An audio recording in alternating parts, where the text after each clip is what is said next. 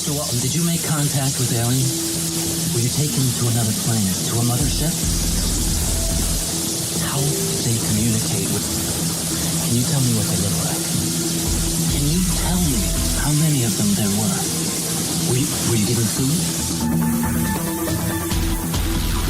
But the teachers are alive. They're not books. They are the very living essences of nature itself. What a strange person. Unbelievably powerful supercomputer is running our reality, and we don't have a clue as to how to operate it. So when maybe you or somebody else creates an AGI system, and you get to ask her one question, what would that question be? What's outside the simulation?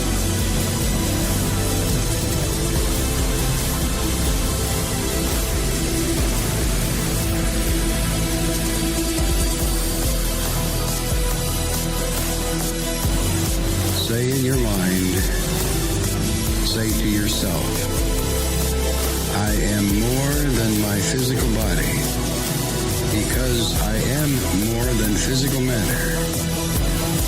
I can perceive that which is greater than the physical world.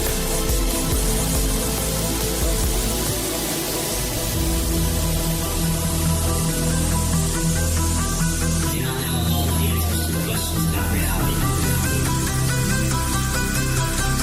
Do not claim to know the ultimate truth about life. I see that as just information. As a part of a family that explores the consciousness. I love you not.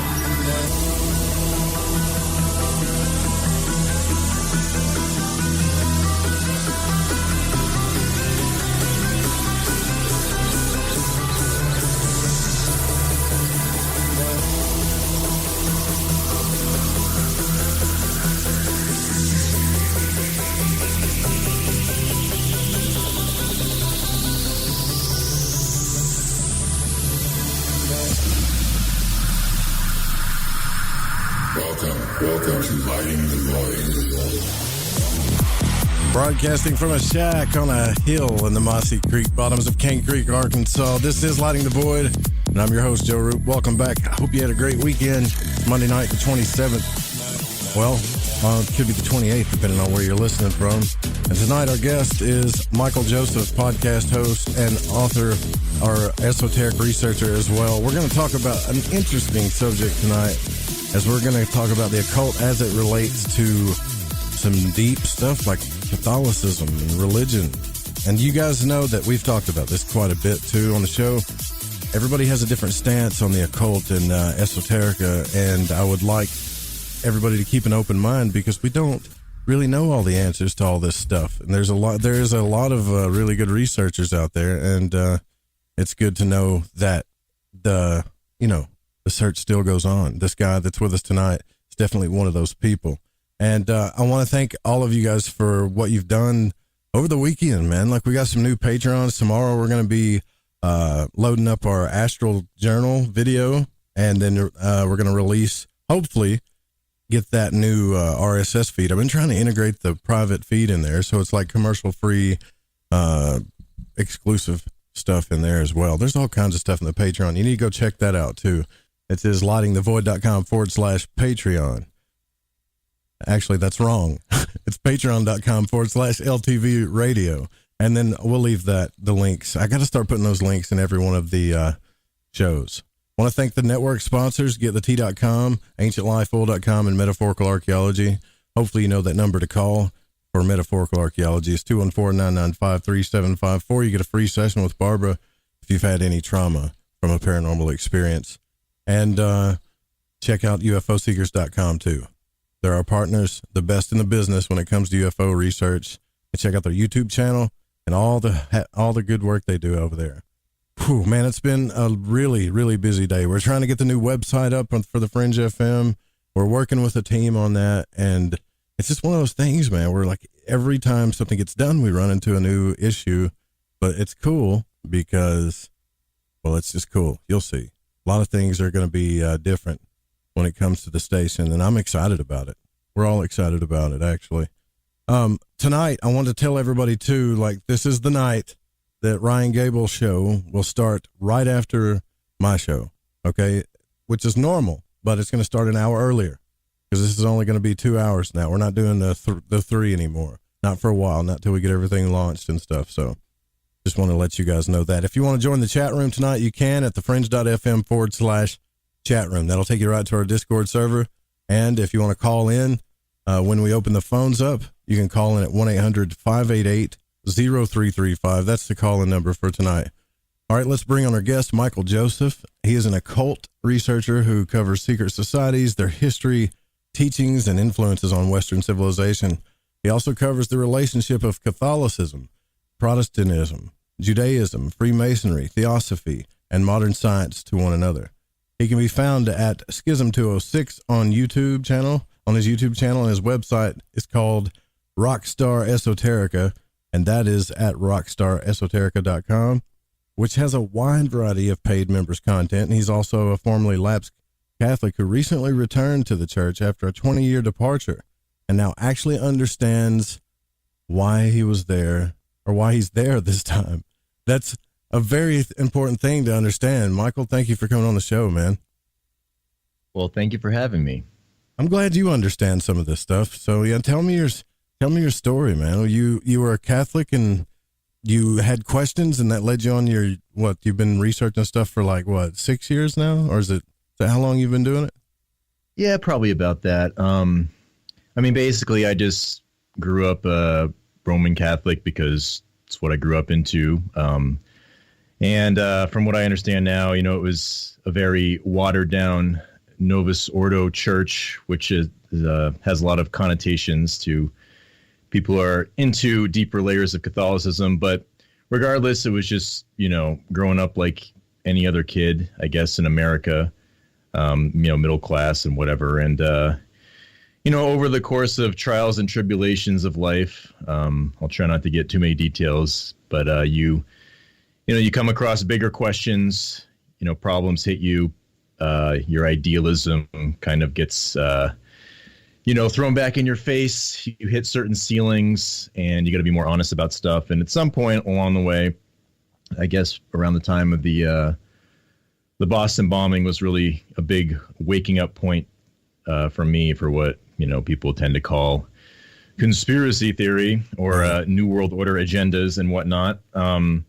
And so from there, it just kind of spiraled into all these different things. I was in a band working to be a musician, and, certain idealism going along with that didn't really work out. And then eventually you start getting into this stuff, and it can take you down a whole nother rabbit hole. And, long story short, with the research, you kind of come into it wide-eyed and realizing you don't know anything, and you're kind of watching YouTube videos like any millennial does. Yeah, right. To get their information. And, there's good and bad that goes with that for sure. And so, I came across a lot of things.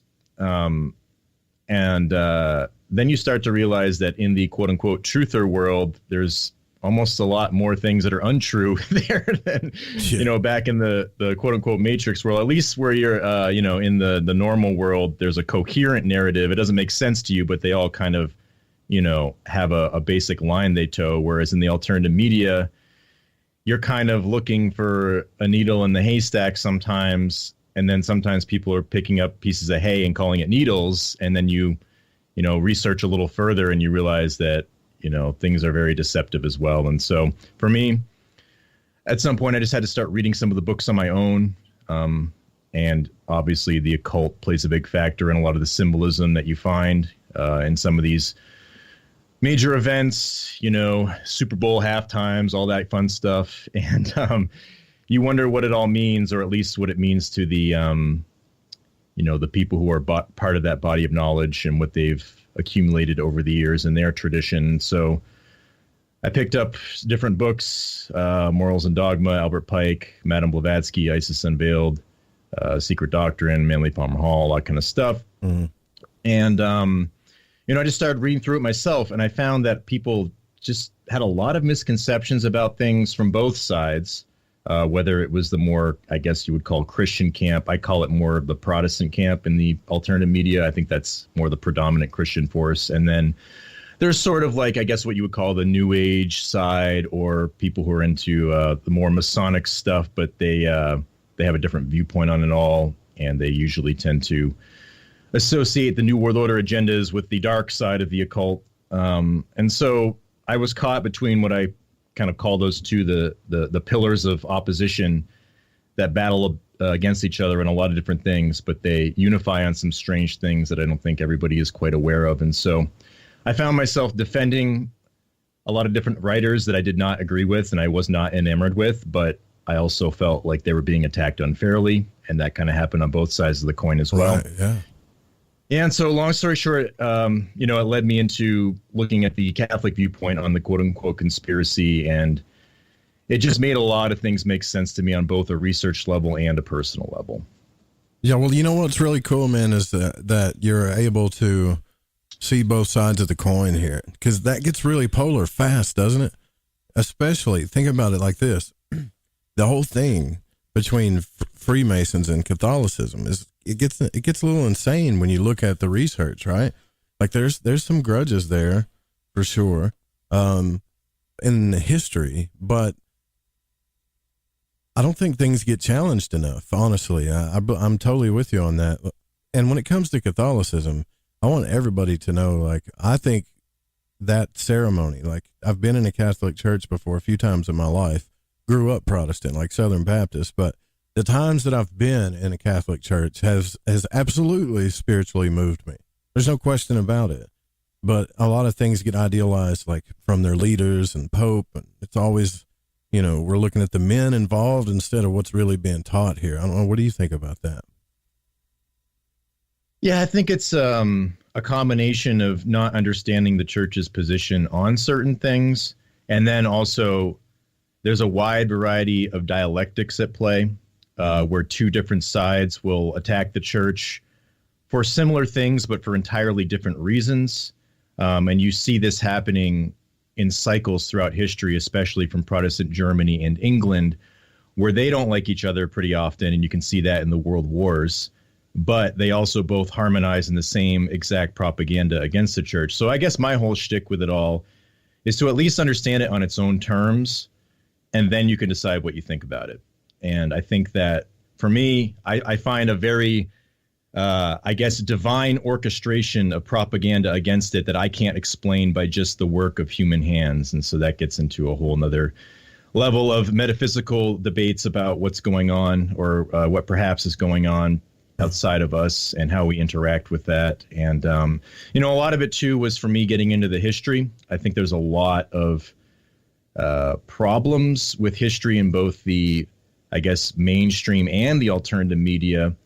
And you find a lot of things that have very little foundation, and they're built upon a lot of straw, and it kind of baffles you how terrible the foundations are for certain things, but people just don't know it, and they keep getting recirculated. And I sympathize. I'm not one of these people that bash people who gets things wrong, unless they're, they should know better. People were doing certain research, and when I find they read these same books that I did, and they're promoting something completely opposite of what the book says, that's kind of a problem. And so I really try to separate, people coming into this, and they get exposed to certain things. And it's, basically, I think the name of the game, if you want to give an occult analogy, is there's alchemical tricks, as I would call them. And it works two ways.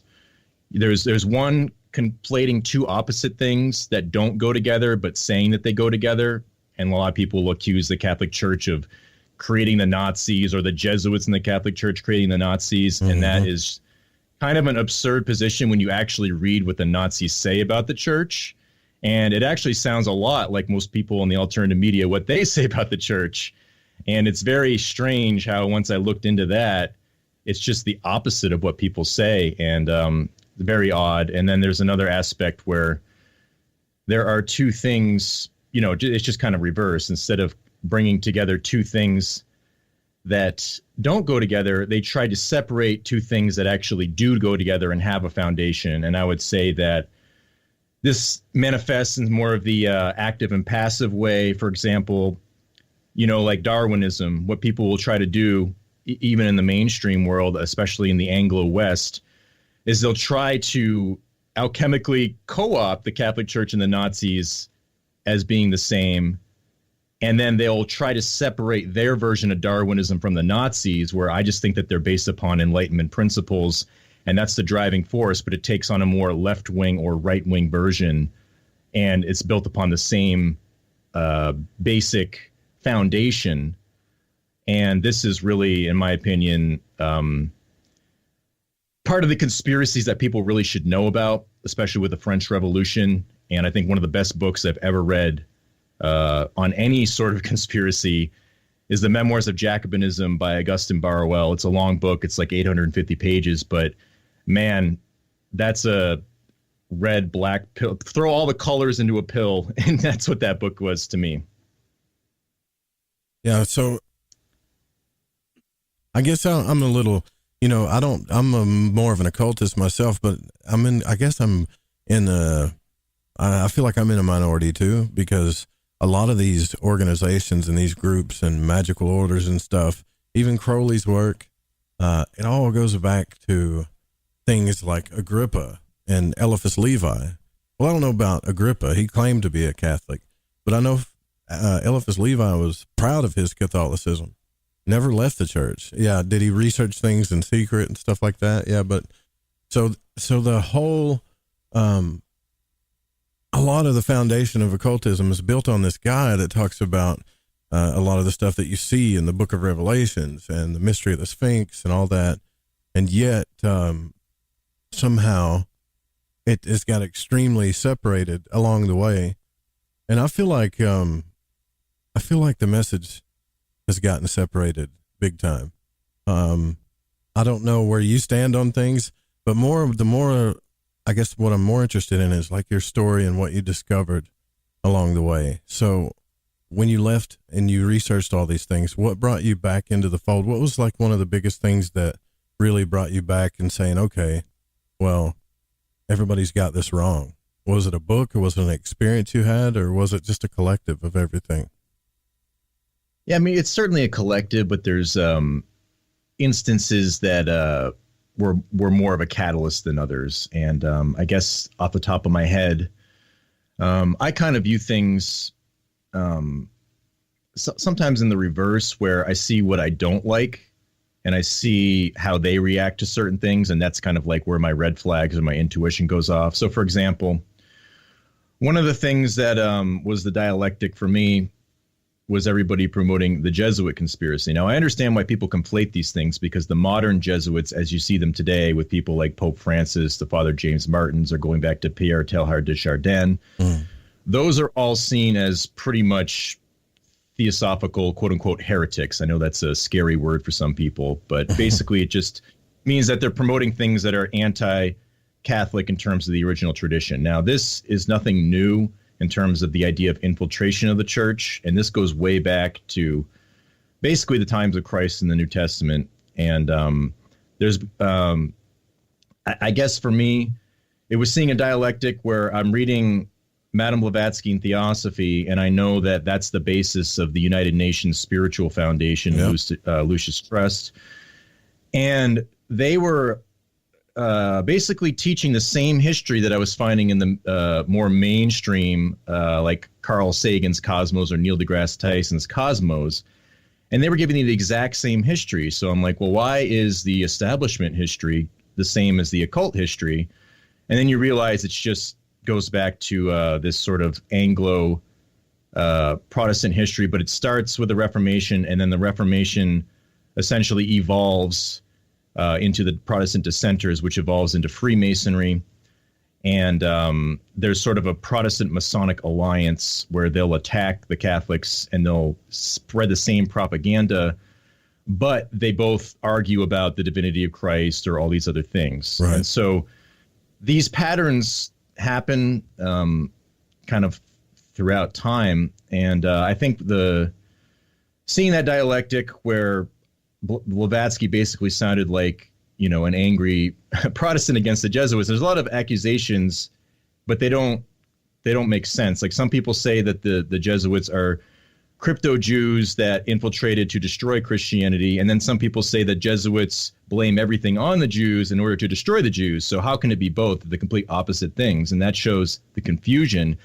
And you see all these dialectics that are formed where sometimes people in the Protestant camp will say that the Apostle Paul was actually a Gnostic and they reject him for that. Now that's more of a minority view, but there's occultists who will say that he was a Gnostic and they'll love him for it. So that's kind of an odd thing. And I think that if you understand a bit more of the context of what was going on in the early times, that there was a lot of Gnosticism that I know a lot of people are enamored with, but when you really look into the history of it, it all comes down to a bunch of Jewish rebellions. The Gnostics, as far as we understand them, talk about the demiurge and false system and stuff like that. Those were kind of rebellious liberal Jews from Alexandria. And their understanding is that they didn't like being under Roman rule, and that was the pagans. And so they thought their God had abandoned them, but perhaps maybe they weren't obeying so nicely. And this gets into weird stuff with like Sabbatean Frankist sex cults and all those kinds of weird things. But the point being, there's a rebellious faction there, but they reject the Old Testament, but they sort of transmute the new one to be a pagan version tied to a lot of these Egyptian mysteries and the Greek Hellenistic culture. And so they formulate one faction, and then there's the Pharisee rabbinical caste that wants to remain attached to the idea of hating the Gentiles. And so that's like an opposite end of the coin, where one's rejecting the Old Testament, one is holding on way too much to it. And then the Catholic Church is a fusion of the Greek and Jewish culture, but the idea is that this is the Messiah of Christ, the plan to fuse those cultures, and it's tied to Old Testament prophecies and stuff like that. And so the Catholic Church is sort of one fusion. And then the fusion between kind of like the Gnostic rebellion and then like the Pharisees are people like Philo of Alexandria.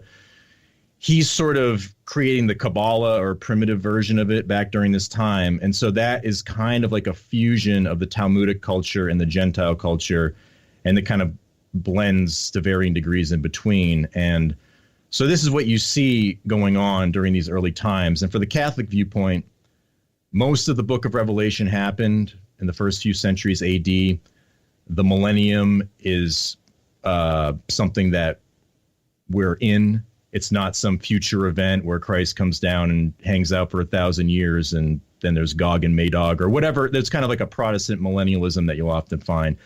So those things are all basically, rejected in Catholicism. And so the idea is that Christendom becomes that millennial kingdom and the universal kingdom. Now, a lot of people dispute that, and a lot of people call it the Dark Ages. The Masons call it the Dark Ages. The Theosophists call it the Dark Ages. Some Protestants say everything was corrupted since Constantine. And, of course, the modern liberal establishment calls it that. All these different groups, even the Nazis called it that. They thought that, there was a Frankish conspiracy and Charlemagne was suppressing the superiority of the Aryan way. So the point being, a lot of people believe the same thing about that time period, but for vastly different reasons. Hence why I call it, a bunch of dialectics working against it. And one thing I think is a very unifying factor that might be surprising to some people is during this so-called 1,000 years of darkness, usury was completely forbidden, and thus we would have no Federal Reserve debt slavery under that old Catholic system that we happen to call the Dark Ages today. So it's all been just kind of twisted. So the truth movement basically is just as responsible for distorting history as they claim the church is, basically. Is that's what you're saying in a nutshell? Because there is a lot of confusion about that, but there's also a lot of confusion about, the history of the Bible when it comes to is it a linear history? There's been people that have been going back and trying to find all these artifacts and stuff, but they have found it or they're not sure. But the one thing that I do know, man, is above all this, and I can just say based on my spiritual practice, is that those divine names work, and the name of Jesus works. And I feel like if you use it for a practical reason, I guess that's fine. But why would you not? Why can't people see that it works and really not look into it? And that's kind of where I'm at. I'm still going back and forth with this in my life too, trying to figure all this out. Because I don't, you just learn that you can't trust anybody anymore when it comes to knowing what the truth is. And a lot of things don't get challenged, especially books. Well, this guy wrote 100 books, so nobody challenges his ideas or what he's saying in the books. Gordon White kind of taught me about that. You have to challenge everything. And does it get frustrating for you sometimes going down this road, though? It's always going to be frustrating. I think that's kind of the nature of just, human nature. I think most people tend to admit can lend towards bad things. And so, there's a lot of subjectivity that goes in, and no matter what, you're always going to have a subjectivity, right? I have to view what I deem to be objective information in terms of what I can know, right? It's sort of like, maybe all this history is made up. Maybe this person was lying about this, maybe whatever, you don't actually know, but based upon, what is presented, you have to make decisions based upon that. And so there's another telling factor for me personally. It's how people react to information. So I'm actually, despite reading a lot and trying to look at things like objectively, I still have a really intense intuitive side, and it's based upon a lot of psychological or sociological observations. When certain groups unify around an idea, is there a kind of collective behavior that happens more like 7 out of 10 times, right? There's always exceptions, but there is group stereotypes that are there for a reason. And so do certain mindsets lend towards certain things, or do they kind of breed certain fruits down the road? And then you have individual subjectivity within, all these things, right? And so what I find is a kind of a pattern is you tend to get a lot of accounts throughout history that give you kind of like 3 basic accounts. And I think you can tell a lot by how people today react to those accounts, and they sympathize with certain accounts or they polemicize others. And then you start to notice a lot of patterns, I think, that you can start forming a thread that is pretty solid. It doesn't really break, and I think that's kind of how I approach a lot of this stuff. And I always sit back and be like, okay, am I imposing my subjectivity on this? Do I want to not like this person? Do I want to like this person? Man, those are really good questions. Really? Yeah, I find myself sometimes where like you see enough patterns and you're like, okay, this probably is going to happen here. And then it doesn't. And then you're like, crap. And then you're like, well, I'm faced with a conundrum here. Like, this does not fit the pattern I see. And, most people are probably not going to know, but I would know if I was being deceptive about this. And so I try to have an internal conscience about what I do. And then at the same time, you kind of have to take a stand for something too, right? I mean, if people are going to say everything's fake, well, why are we arguing if everything is subjective? Then there's no truth, Very good points. Very good points. We're going to take our first break. We'll be right back with Michael Joseph. Stay with us.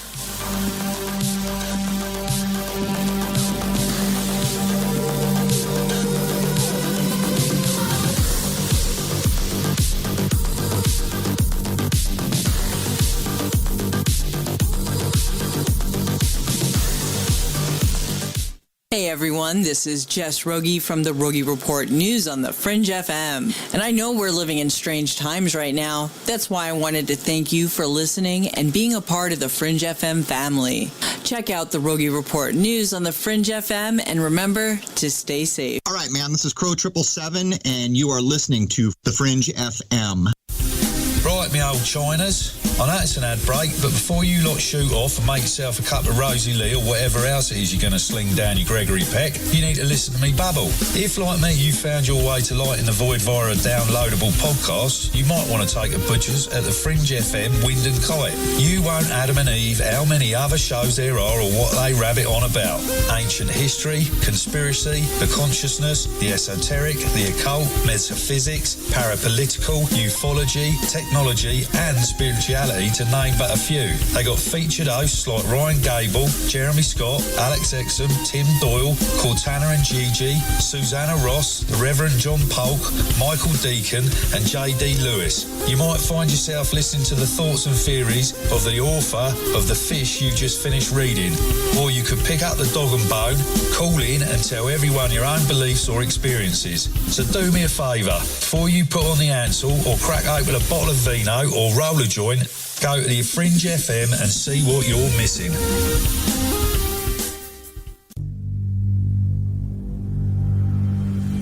From a cave in the depths of your mind, it's Lighting the Void with Joe Root.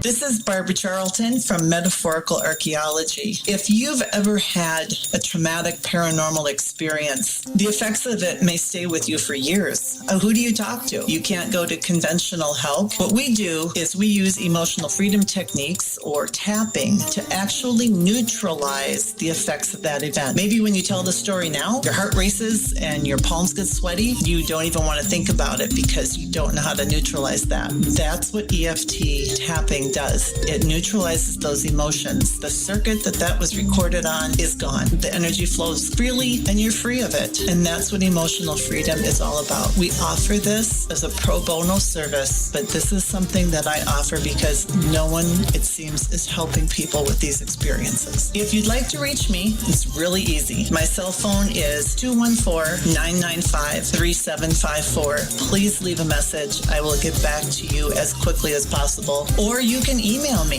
barb.eft@gmail.com. And EFT stands for Emotional Freedom Techniques. Reach out to me. It's confidential. This works. You won't believe the results. This is Malorcas45, fan of the Fringe FM, challenging everyone to open their mind's eye. Listen to Lighting the Void with Joe Roop to gain precision for your third eye vision. The Fringe FM isn't just a radio station. We also provide services for all your audio production needs. If you are interested in live radio or pre-recorded podcasts, we're here to help. We even do audio enhancements and voiceovers if needed. If you want to do a podcast or live radio show and even want the option to syndicate on terrestrial radio, from simple audio file enhancement to live production and call screening, we have you covered.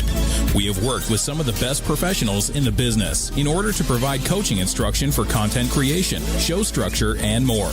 Contact The Fringe Digital Media for more at info@thefringe.fm. That's info@thefringe.fm. Or call 501-777-5631 for a consultation. Hey, I'm J.M. DeBoard, and when I want to talk about dreams, I look up my man Joe Root and his show, Lighting the Void.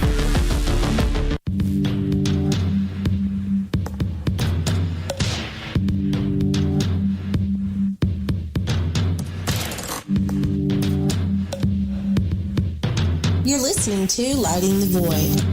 The call-in number is 1-800-588-0335. If you would like to text, you can text in at 501-777-5631. Welcome back to Lighting the Void. Tonight we're here with Michael Joseph. Don't remember if you guys remember Greg Carlwood from the Higher Side Chats was on the show a while back. That's one of my favorite podcasts. And you were on his podcast as well a while back too, talking about the JFK assassination. I thought that was pretty interesting, man, to be honest with you. I got a host on this network that comes on after this show, Ryan Gable, The Secret Teachings, and he talks about how a lot of this stuff is ritualistic. And do you see that as well? Like, I don't want to tell your stories about your research on that, because you definitely, like, I'll drop the YouTube link in the chat room for you guys to go check it out too. But it's really some interesting stuff when you consider the occult, that I like to look at the fruits of people's labor more than like what they say, but what are they really doing? And when it comes to the idea of occultism and all the symbolism and stuff, I mean, we really see it a lot in bad things, like major events. I don't know. What's your thoughts on that? Yeah, I mean, there's a lot that goes in the JFK assassination. I'm sure everybody's been down their own rabbit holes with that. But for me, when I started learning about like some of the basic symbols of 9/11, you know, the Twin Towers looking like the Pillars of Solomon, the North and the South and all that stuff, I decided to look on Google Maps over Dealey Plaza because I was wondering if there was anything weird about that. And sure enough, it's shaped like the Tree of Life in Kabbalah, and there's all these allusions to a Masonic temple. It gets really in depth and it's really crazy. And the only way you would know it is if you read some of these books and, you know, what they talk about and then some of their symbolism attached to it. And so I guess when I talked with Greg back in the day, I wasn't aware of the Catholic angle on it. And now that adds a whole nother layer of it because JFK is the only Catholic in name president, let's say, that we've ever had. And of course, surprise, surprise, there's this whole occult ritual built upon him. And, you know, take whatever conspiracy theory you want there and go with it. I don't really care. I actually care more about kind of like the symbolism of the whole thing. And what's really interesting is, you know, there's basically a few different battles against the Catholic Church throughout European history. One of the main ones is the battles with Judaism, specifically the rabbinical Pharisees that reject Christ, and then they carry on the rabbinical tradition. Their temple gets destroyed in 70 AD, which Christ predicts, and that's one of the prophetic natures. And they basically invent modern Judaism, and this is a different religion. It has, you know, echoes and overlaps, but it's basically becomes sort of like a rabbinical authority. And then this is why Catholicism often accuses Protestantism of quote unquote Judaizing, because they sort of take on sometimes some of these traits where anybody can be a rabbi and they just scripture mine and basically, you know, there's a subjective nature to it. That's at least one of the criticisms. People can disagree if they'd like, but regardless. And this is part of the story throughout history. And then the idea is that the Jews who reject Christ, well, one of Christ's teachings was the Gentiles are now going to be grafted in, so they are now your neighbors. They're no longer your enemies like in the Old Testament. So when people get cranky about Christianity and the Old Testament, you know, battles with the pagans, that hasn't been relevant for 2,000 years. Christ said they are now your neighbors. And so thus, in the Old Testament, you did not charge usury to your neighbors because they were fellow Israelites. But now if everybody's neighbors, you don't charge usury to anybody. And so if the Jews reject Christ, and they're going to still try to charge usury on the people they perceive to be Gentiles, right? And so they think that Christ is a Samaritan of mixed blood, and he's a demon heretic. They call him Beelzebub. And basically, the Catholic understanding is this is God incarnate. People might, you know, that's obviously a tough pill for people to swallow. But regardless, the point is that they're reenacting the story of Lucifer, where he's created for a divine purpose to be a divine light, but he rebels. And he's the ultimate in rebellion because he had all these talents and gifts. And so thus the Jews are kind of reflecting that, who are rejecting God, and they're actually they're claiming that they know God, but they're killing him. And so that's the divine irony there, right? The complete inversion, the complete scapegoating. And so the point is that tradition goes on. And then if they view the Catholic Church as being pagan because it is fusing with the Gentiles, and you get into Kabbalah magic where you want to transmute things to your reality, right? The consciousness of the depth, they're trying to transmute things to their reality, right? That's kind of like the will of the magician, right? So if the will of the magician is to create the Catholic Church into becoming a pagan church like the Pharisees thought it was, then there's an element there. And this is where Freemasonry comes in, because Freemasonry basically professes it's of a ancient pagan tradition. I mean, you read it, it's obvious. I don't see how anybody can dispute this. And so what's interesting, people like Blavatsky have a lot of overlap with rabbinical wisdom. She's always going into these Kabbalistic teachings tied to Ben Panther being the story of Jesus. Now in the Talmud, Ben Panther, basically it makes Jesus the bastard son of the harlot Mary. So there is certainly an enmity there. And so this is something that comes into Freemasonry. The Freemasonic constitutions of, I think the guy's name is James Anderson. He was a Protestant pastor who turned Mason. He writes the constitutions. There's the Noahide Association in there. So there's a lot of quote unquote Judaizing involved. And again, that can go into a lot of different directions. But the point is there's sort of this transmutation they're trying to do of the Catholic Church to infiltrate it and make it Masonic. And this is even revealed in chapter 30 of Morals and Dogma. I go into this extensively in the content in the web series on the website. Too, right? Yeah, like didn't Crowley start his own branch of Catholicism and this idea of this universal religion of Gnosticism? Exactly. Universal religion is the key word, but it's an inversion. And Pike even admits in chapter 30 that Masonic doctrine is a direct inversion of Catholic doctrine. And then you have the Protestants who are ironically fulfilling that by calling, a lot of them will call the Catholic Church, a pagan corruption. It's secretly worshiping, Mary is the Isis harlot. Christ is really Osiris and all that kind of stuff. But they're actually fulfilling a Talmudic goal. And so thus that's the Catholic accusation that they don't realize they're being used as tools. And so they're just this gets into the idea of a golem, right? The golem you create from Kabbalistic mysticism. It's something that's profane. It's dead matter. It's dead weight, but serves a purpose. You give it a little spark of your esoteric wisdom and you say, go get them to your enemy that you can't fight on your own.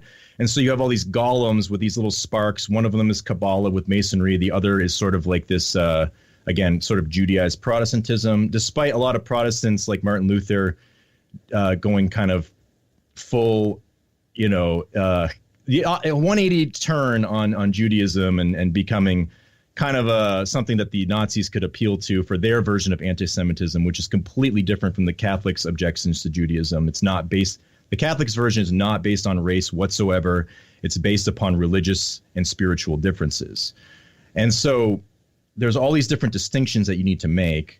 And so the point is, all these different quote unquote golems are attacking the church in these specific ways. And so when Masonry is trying to infiltrate it, that's when you have a lot of the people like Eliphas Levi, going back, because he was obsessed with Judaism as well and the scapegoat ritual and stuff like that. He's got a lot of that stuff going on. And then, I know it's kind of a tangent, but we're going to bring it all back to the JFK assassination. You find the Hiram Abiff ritual built into it, blows to the neck and the head and stuff like that. It happens at high noon. He's assaulted in the temple. He's assaulted in the exact same places in the temple, the northwest corner. The north is the direction of darkness in Masonry, so that the limo turns to the dark pillar. And then there's all this weird Judaism built into it, where Oswald's kind of like the scapegoat, and then there's the Marilyn Monroe fulfilling the Lilith demon, who's corrupting the king. And this gets into weird stuff with like Carl Jung's alchemical writings. And when I went into some of his writings, it was almost like I was reading an occult blueprint for everything that happened with the JFK assassination. Yeah, so at some point you have to ask, is this really just men intervening, or is there like some sort of spiritual investing in some of these religious ideas and symbolism that is kind of orchestrating this as well? So that gets into wild territory.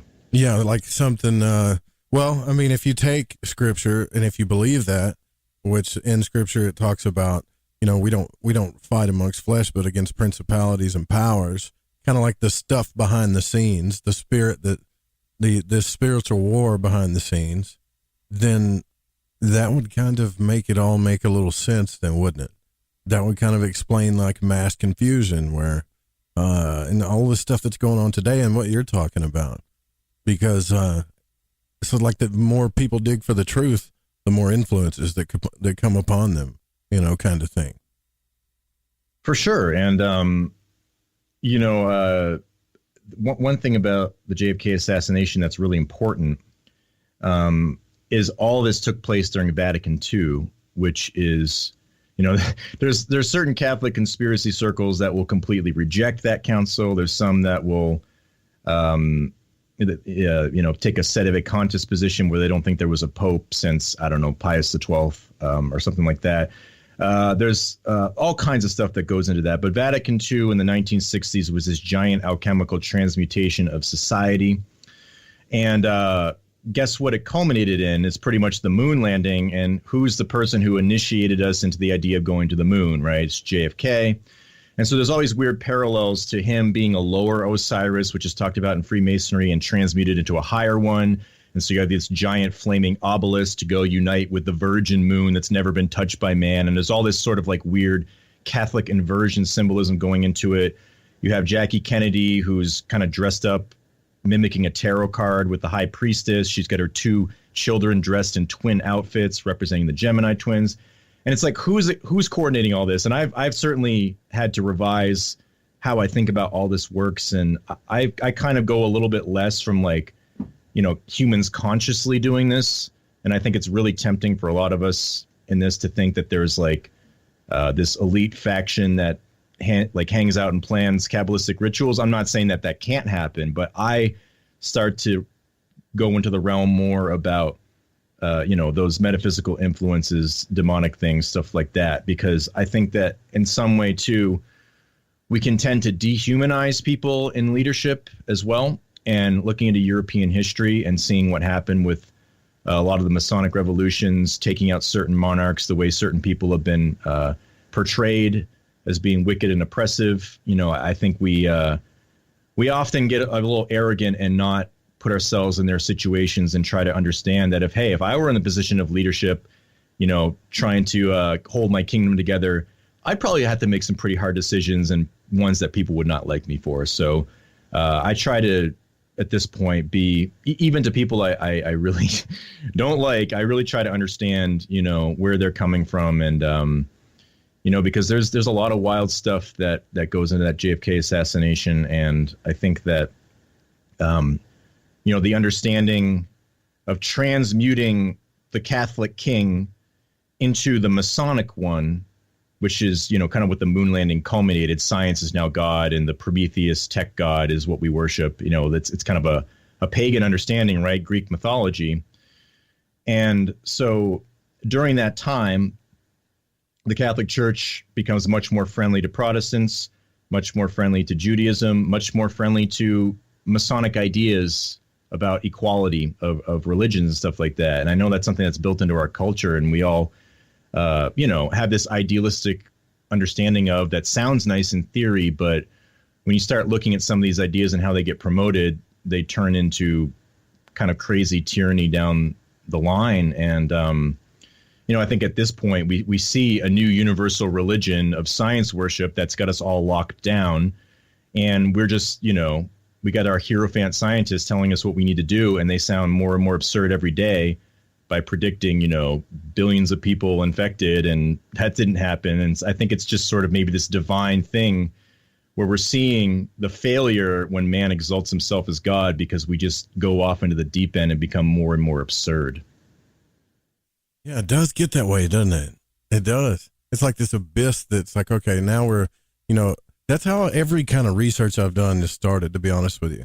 Every rabbit hole I've went down leads to some type of confusion, even in polarity. So things start to make a lot of sense, and then I dig, and I'm like, okay, here's all these correspondences and synchronicities and yada, yada, yada. And then once you get down to the base of the teachings and the base history of the teachings, then it's like, okay, well, what's what? Right? I mean, does that happen to you too? Like, for sure. And think about like Gnosticism. There's like 4 different types of Gnosticism now for some reason. How's that even possible? Shouldn't there be like one idea of Gnosticism if there is? And I've had Gnostics on the show. People have talked to me about it, several of them. And it's like everybody's got their own idea of it. And I don't, well, let me ask you this. There's this whole idea like, hey, Michael, what do you believe in? And if you say, well, and I'm not saying you would say this, but if you say, well, I don't really know, I'm kind of trying to figure things out for myself. Well, that's frowned upon. You got to believe in something. Well, do I?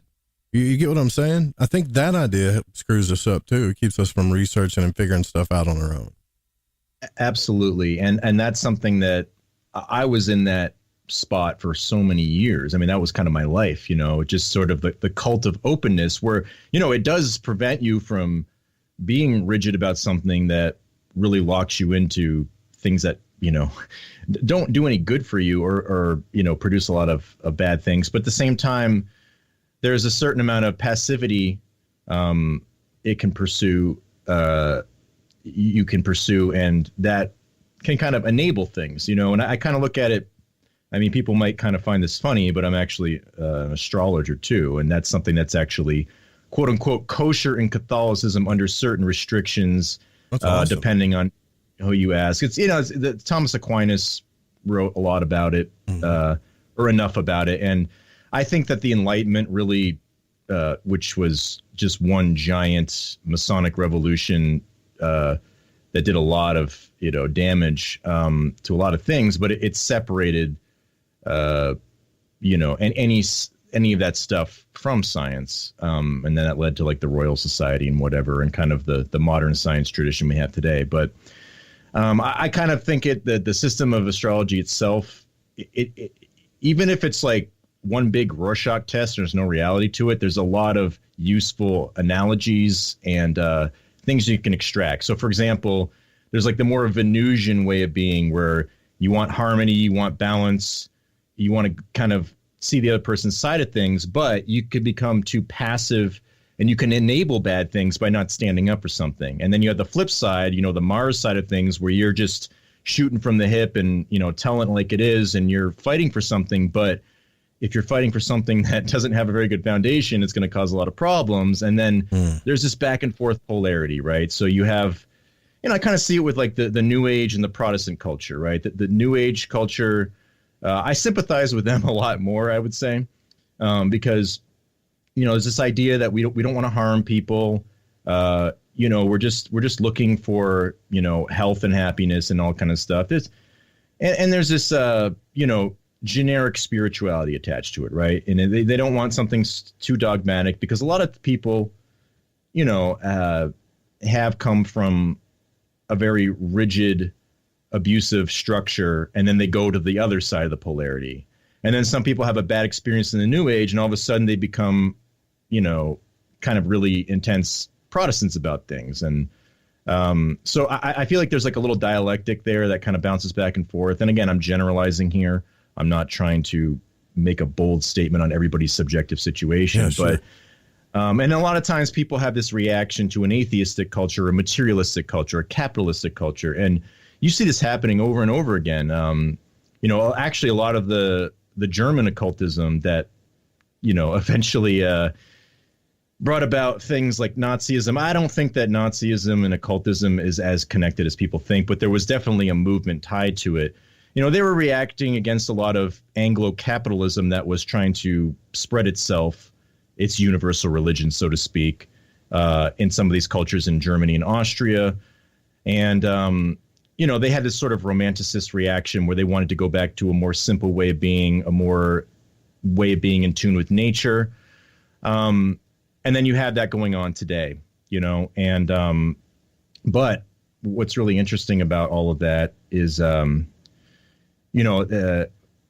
what is that way of nature, and what is the tradition that you're appealing to? Sometimes people kind of go into this doctrine of the Enlightenment called the noble savage, where they kind of invent a mythology around some sort of pagan tradition that they, maybe they have some spiritual experience or some reincarnation experience. They see some vision. They're like, oh, these were my ancestors and whatever. But, is there a danger in that? Because you start seeing that happening with a lot of people, but you start getting these common threads that unify on things that are a little suspect and kind of tied in with a lot of New World Order propaganda, and I found this with a lot of things. This is in the Occult Catholicism series, but I think that you get lost with it. That's the point. You can get lost in subjectivity, and that is a danger. And that is, I think, a dialectic too, because within Protestantism, when you open up the Bible and you say, okay, I got my Holy Spirit, my Jesus, and my Bible, my scripture alone, what do I do here?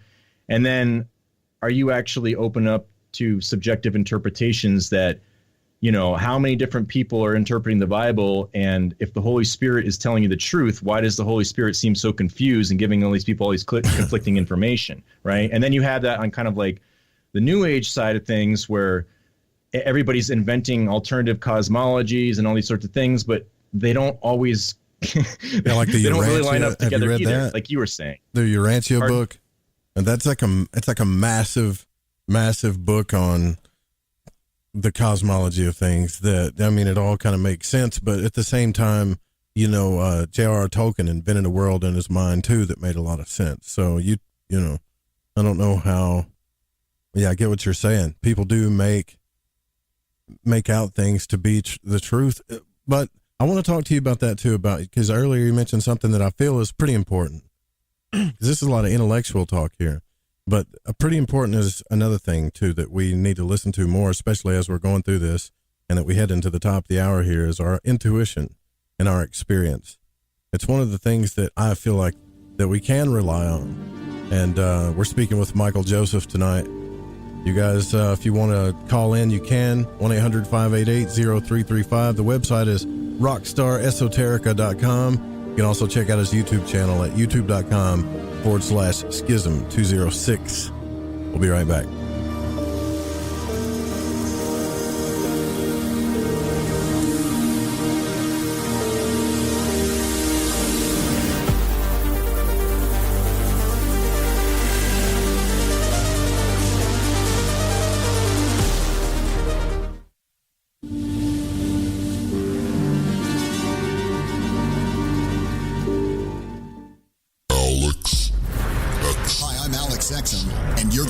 The Fringe FM. Are you intrigued by paranormal talk radio? You'll love the new paranormal radio app from TalkStream Live. You'll find a great selection of talk shows covering UFOs, ghosts, strange phenomena, and much more. Download the Paranormal Radio app now and start listening to the very best in paranormal talk entertainment, including the network you're listening to right now, the Paranormal Radio app.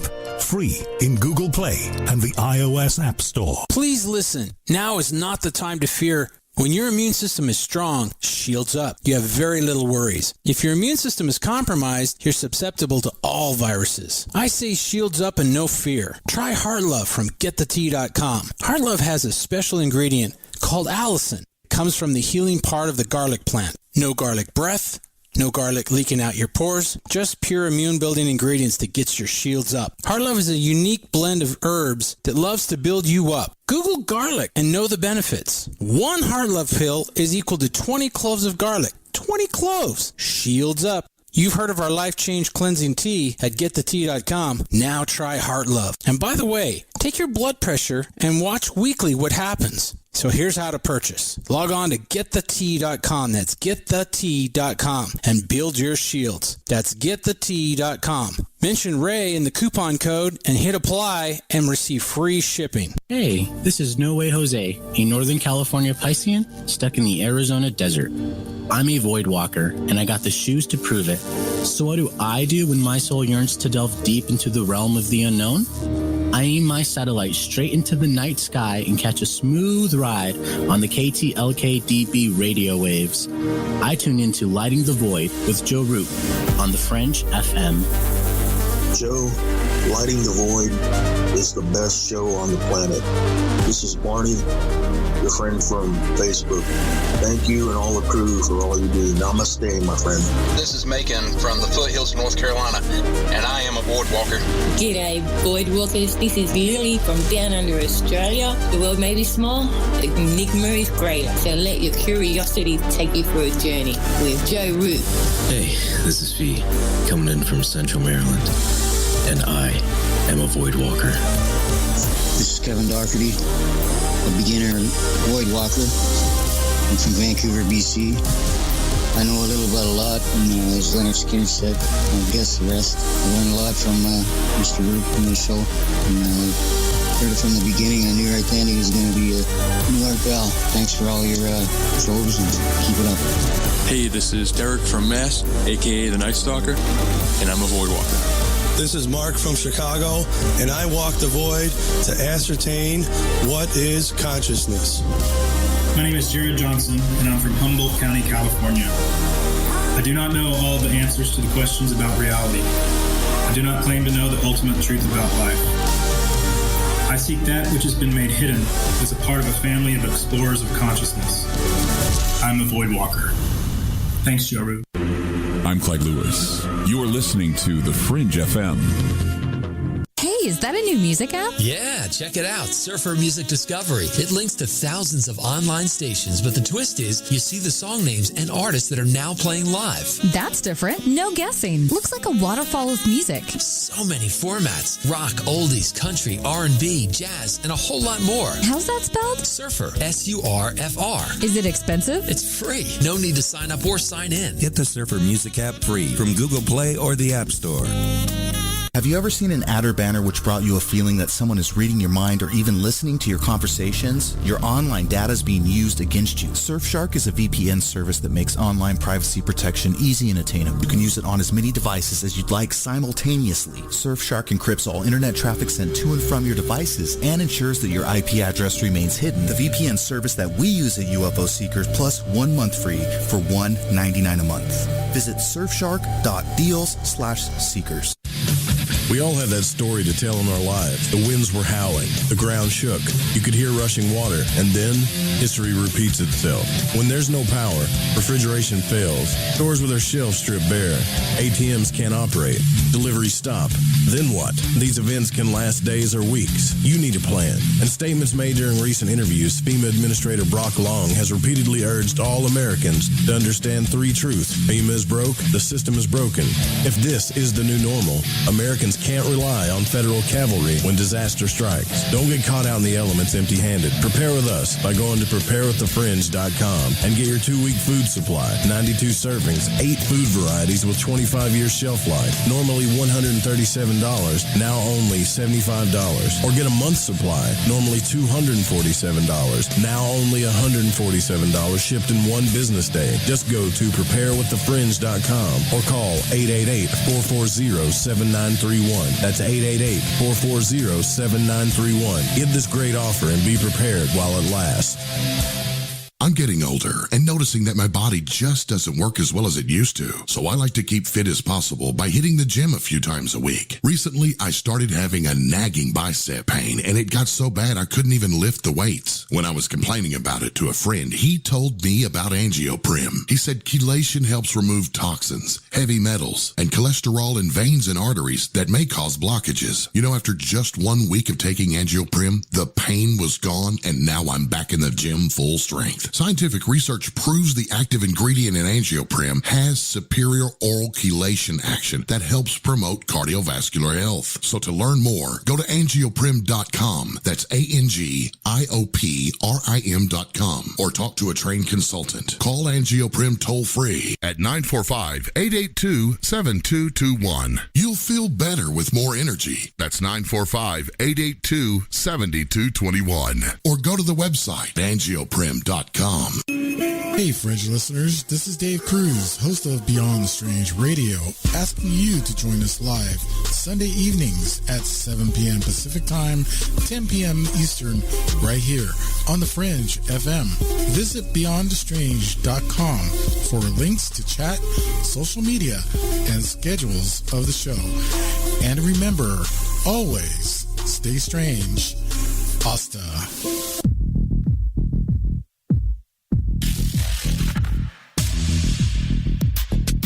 To call Joe, pick up the phone, dial 1-800-588-0335, toll free from the United States or Canada. You're listening to Lighting the Void Radio.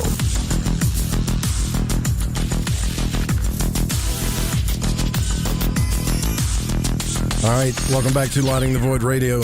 Phone lines are open if you want to call in, 1-800-588-0335. Also, you can join the chat room. The new Patreon that's launching Monday is going to have the Voidwalker Patreon room in there. So it'll basically be like the wormhole that Art Bell had. So your questions are going to be answered. And it's going to be, hopefully it'll be smaller, because that's the idea, so I can actually grab the questions when I'm doing all this stuff. That's why I like call-ins, man, because there's so much stuff I got to do, and I missed a million questions. It'd be just 10 times easier on me to just have call-ins, but that option will always be there. And if you join the Fringe FM chat room, you're going to have fun. We have fun in there.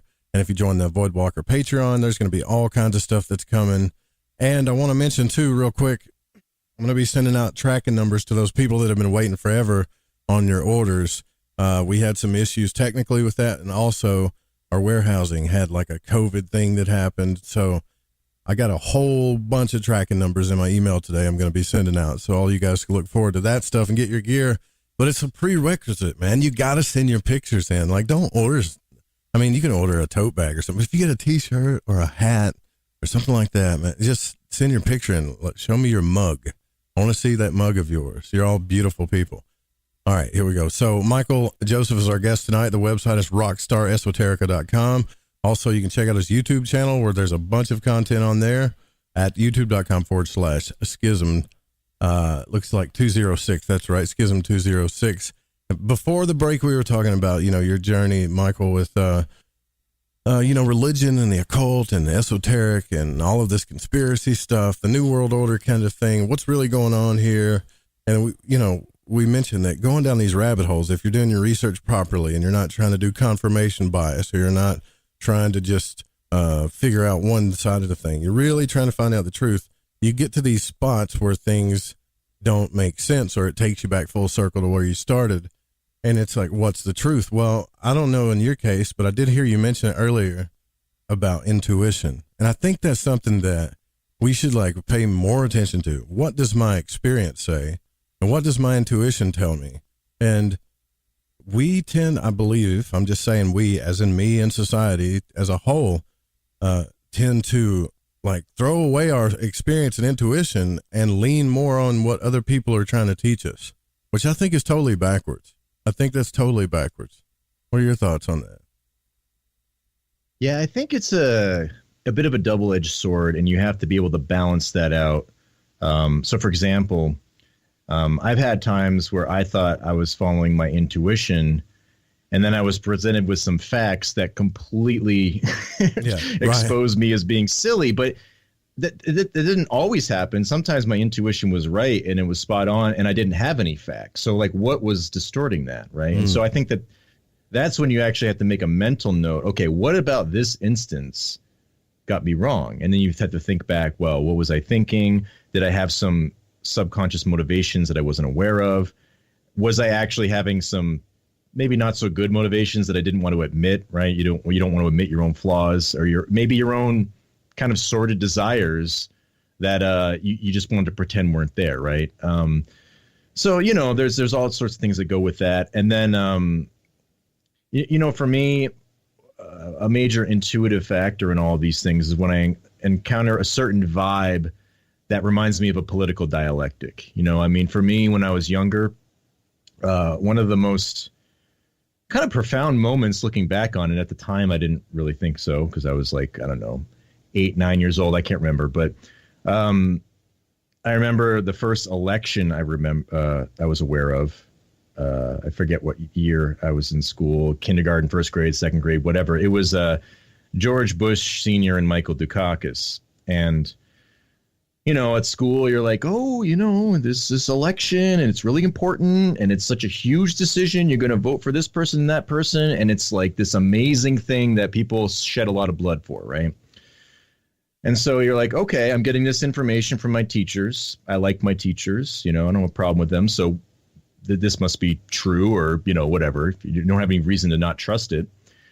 And then, of course, you go home and tell your parents. At that time, my parents were together, and my mother was still alive. And, you tell them, oh, what did you do at school? So I told them, we learned about, politics, right? And so I distinctly remember that I told them this not together. They were separate.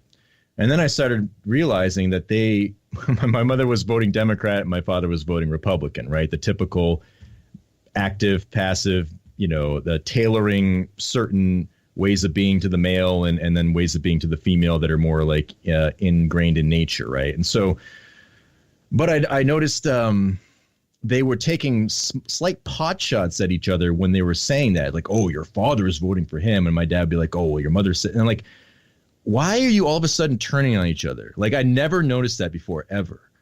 And I didn't like it at all. Yeah, it really upset me. But I was puzzled, because I'm like, what is it that I was being told this is so important at school? But at the same time, it's making my parents start acting in ways towards each other that, it was very subtle, but it was just like, I've never heard my mother use that tone against my father like that, or that, at least I can recall, And so for me, that kind of just really soured me to politics in a very intuitive way right at the beginning. And then I had another experience later on when I turned 18 that I could finally vote, right? And then one of my friends, a pretty good friend of mine, we played soccer, video games, whatever, right. It never, just never took things too seriously. All of a sudden, when he was like, "So who are you voting for?" Oh God! And I said, "Well, I'm not going to vote for anybody." And he's like, "What are you talking about?" He got really, really angry right away. Means you're voting for the wrong person to be. Yeah. Right. It's like the South Park, turd sandwich episode. And so there's like, so then I actually had a logical reason. I'm like, well, I haven't done enough research on either candidate, so I feel like it would be irresponsible for me to vote because I would just be voting blindly. But that didn't work. And he was just, he's a person who was really logical. He got way better grades than me, did really well. But his emotional reaction was just very bizarre to me. And like, he just basically said, like, this is the most irresponsible thing you could do, blah, blah, blah. I'm like, dude, we just played like video games for a half hour. Like how that's irresponsible, like, whatever, we're young kids just goofing around. And all of a sudden it gets all serious. Right. And so those are some moments where my intuition served me well, because later on you realize that there's this sort of dialectic that tends to happen. I'm not saying that people should never participate in politics or whatever, but the way that we deify it and we act like it's our salvation, and then the way we treat each other in the process for the other side that doesn't agree. And I was always one of those people like, well, I can see both sides of it. And that kind of made me feel like in the middle, it's just like, well, if I agree with one side, they're both, I felt like I could get along with them as long as I didn't say anything too nice about the other side or whatever. And so it was just hard kind of felt too, right? trapped, you can't even right? compliment anybody at this point, right? Because people are so polar. Yeah, I get it. Exactly. And so that intuition, when I see that, what I call just kind of like a apparent dialectic, but it's more based upon a vibe of how people start treating each other. I'm like, well, okay, what's going on here? Is there something, at that time I had no clue, right? You're just like, I don't know what's going on, so I'm just going to avoid that. But now when you start to understand that this is kind of how things operate, and, in terms of social engineering and whatever, and perhaps spiritual agendas as well, you start to notice them cropping up, right? And so for me, I felt that same feeling when I was dealing with kind of the Protestant side of the conspiracy world, and then the occult, more new age, again, whatever, that the kind of broad terms, but still, they'll bash each other on, was Jesus astrotheology or was he literal, right? And I don't think that those things actually have to be mutually exclusive. They don't. And that's the Catholic viewpoint, that the pagan cultures, whether people agree with this or not, this is just the viewpoint, that they have elements of truth, but they're disfigured, and that, Christ and the Jews are bringing that together to give them a divine revelation that unifies all those things. And that is why the Catholic Church could accept a lot of aspects. And the Greeks were like the most developed in that. That's why there's a lot of really deep reverence for people like Aristotle or whatever. And then like, Plato's got some really screwed up stuff in his society and how he thought it should be. So they purged that. And so, it's kind of what I call the Catholic alchemy. You're taking two things that are kind of opposing, right? Plato, Aristotle, right? Plato is more about the metaphysical. Aristotle's more about the physical. And then you're unifying the physical and the spiritual nature. And that's kind of what Gnosticism tends to do. It divorces those. Sometimes Protestantism does that too, where everything's spiritual, everything's a spiritual kingdom, and the Catholics are bastardizing Jesus because they're trying for this temporal kingdom, right? And then everything is kind of like either separated or synthesized in all these ways that kind of don't really go together, right? And so that's kind of my point here, is that I think that dialectic is just a spiritual dialectic of the political one, and we're all seeing the political one based upon material things that doesn't work, right? Capitalism versus Marxism, whatever it might be. But if you research the roots of Gnosticism, and using Gnostic scholars, not Catholics, but people like Gillis Quispel, he was enamored with Gnosticism. He wrote these essays and really expensive book. You can get on that. But basically he's saying that there's a Marxist root to Gnosticism where history's dialectics while Sophia is in exile. And in exile really means the Catholic Church being, in charge of Christendom. And so there's elements there. And then there's the other side of that where there's a capitalist side. This is why sometimes more Talmudic Jews, rabbinical Jews, hate the liberal Jews, as they would call them. They hate the Marxists. And then Marx had a lot of bad things to say about the Jewish capitalists. He would be considered an anti-Semite. So there's battles within Judaism, whether they're reacting to rabbinical stuff or, they're the rabbinicals being angry at the reactionaries. And this goes back to the Gnostics reacting to the Pharisees. This is just dialectics and these different viewpoints. And you see this with the Protestant side, where the Protestants kind of are a little bit more of like that rabbinical Pharisee type cast sometimes. And then the dissenters are turning to the Freemasons. Those are the ones who get enamored with Gnosticism, right? And so there's like a Gentile version and a Jewish version, but they're all kind of the same if you look at the Catholic viewpoint. But because, they kind of view themselves as distinct, they start inventing reality based upon a false dialectic, or at least that would be the viewpoint. And so my point is, I saw those instances come up a lot, and I got that same vibe that I got from when my parents were acting.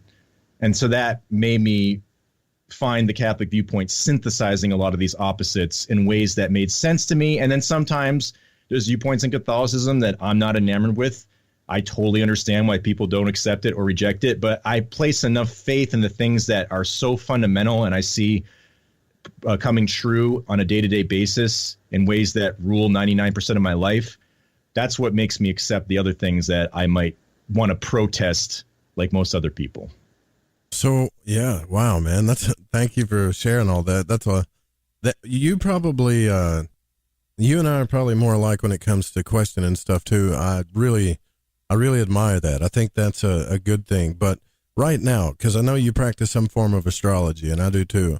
But right now, with this COVID-19, with this isolation worldwide, what does your intuition, and we do need to have a discussion on, is this intuition or is this paranoia or my ego trying to protect me from something, or is it really my intuition? Like that's a good discussion to have too. But what does your intuition tell you that's going on? Could be a couple of things, right?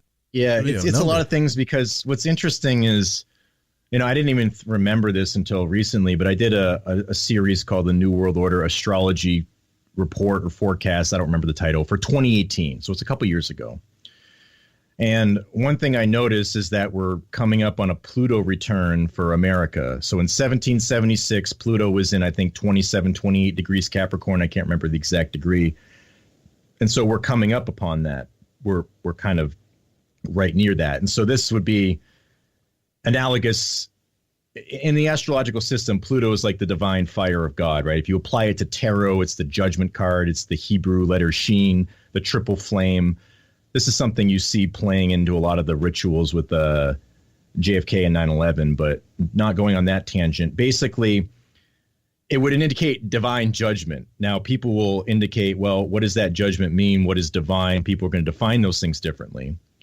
But for me, if you're looking at 1776, you're building things upon Enlightenment principles, Freemasonry combined with quote unquote Judaizing Protestants like the Puritans. And that's just what they call them. That's not like some derogatory term. That's just that, people admit that in the scholarly world. And so we have this Masonic aspect and sort of like this Judaized Protestant aspect. And so now are we seeing the fusion of that, which America is inherently anti-Catholic. If you go through some of the research and the reading, it just becomes completely obvious. A great book on that is Transatlantic Anti-Catholicism in the 19th Century. It shows the Protestant Masonic Alliance working to do all kinds of terrible propaganda. All the things that we complain about with how the system works today in propaganda, they were doing this against the Catholic Church in ways that are just absolutely absurd. They still do, especially where I'm from, brother, in the South. I promise you. Yeah, and there's plenty of things you can criticize. I'm not saying there's nothing you can't criticize, but the things that are criticized that are so absurd, you have to wonder what is really going on here. And so the point being, we have this kind of divine judgment theme with the Pluto return. And then I talked about how 9/11 was the opposition of Saturn and Pluto right on the ascendant of America. If you go by the Sibley chart, it's right smack dab on it by a couple degrees. So it's the opposition of Saturn in Gemini and Pluto in Sagittarius.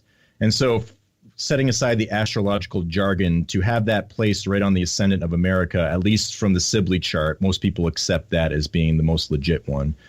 That's a very strange coincidence. And of course, we have a Saturn return happening for when the Twin Towers were opened in 1973. So the themes of Saturn are kind of like reaping what you sow. There's a karmic nature. And then if Pluto's the divine fire of God, opposite, the planet of material form in the Gemini sign, the Twin Towers. And there certainly was a divine fire that day, if you want to take the official narrative, right, of jet fuel fires burning everything down. So you can kind of see a part of the narrative, like based upon the astrology for whatever reason.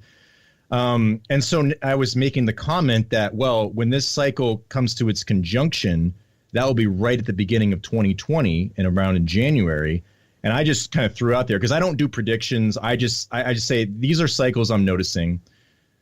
So my intuition tells me to not make any predictions because I think awesome. Making broad things is fine. And it's just like, there's something that's historically, or these things like symbolize this. And, this is the Catholic understanding that everyone has free will. So the idea that if you have a chart that gives you inclinations, you choose how you interact with those. So if somebody has a Saturn return, a lot of people will say, oh, my Saturn return is terrible, because sometimes people aren't necessarily, taking responsibility or the themes that it demands, right? And so I'm just kind of talking generic. No, I get what you're saying. We get you. Well, I get you. Anyway. But when some people are a bit more responsible, sometimes their Saturn return gives them blessings, right? So is this kind of tied into, the divine clock of God in terms of a mechanism for creation? But the Catholic viewpoint is that God is not bound to that. God will intervene with that based upon your own free will. So you have a participation that you choose, but you're also going to be at the mercy of God and all these things that go along with it, and different humans interacting with their free will. So you're in control of a little bit of a sphere. I relate it to Mars, your own free will. And then Pluto is like the divine fire. That's God's will. And hopefully you can align with that. If not, you might get burned. But does that give you a lesson to, shape up and admit the ugly truth, or do you just go down in flames? And so right now is kind of like the moment of truth for the America chart. And surprise, surprise, we have all this stuff happening right around the time when that conjunction, where everyone kind of talks like this is a new 9/11. And I just kind of made the broad association. I even forgot about this. Like, 2020, there might be some New World Order shenanigans right at the beginning of it. And sure enough, something strange happens. So now I take it a little bit differently. I think that this is the machinations of men is always involved. I'm not neglecting that, but I think that there's a higher hand involved that transcends all of that. And I think that I'll let you get a word in here, but I can relate it to strange things that have been going on in the Vatican for the past 6 months or so that really correlate with a lot of what's going on. Yeah. Well, let me tell you something about this cycles thing. Like, this is so true, man. There, at least for me, in my experience, because the more I study astrology, the more I get into the cycles thing. And I'm like, yeah. So this makes sense.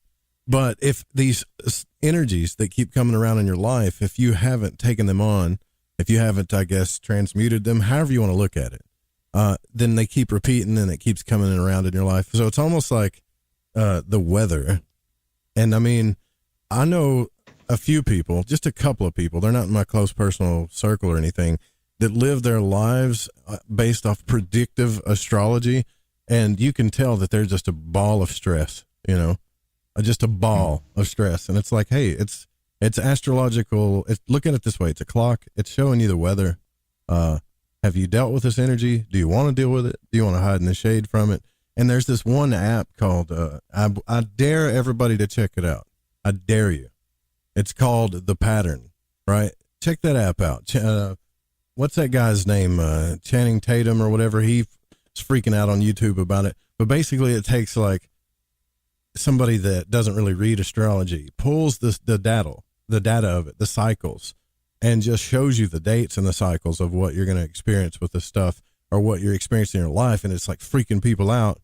But if you read in there, it says, well, you could progress through this. If you've already dealt with it, then you're going to, this kind of thing could happen. It's really up to you, but they're very subtle about that. It's up to you kind of thing, and really heavy on the facts and the energy and stuff. So for somebody that doesn't, it could really freak them out. And I see a problem with this, honestly. Like, I don't have any issues with divination, geomancy, anything like that. But if we're like progressing into this day and age where we are depending on apps, and, Mary Ducina and I talked about this, to give us the truth about everything about who we are, then we're in trouble, man. Like, there is no free will in that world. Think about it.